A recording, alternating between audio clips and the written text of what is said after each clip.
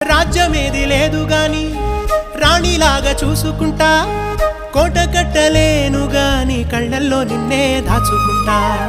రాత ఎట్లా రాసి ఉన్నా మార్చి నీతో రాసుకుంటా. స్వర్గమంటూ ఉన్నదంటే అది నీతోనే ప్రతిరోజు పంచుకుంటా.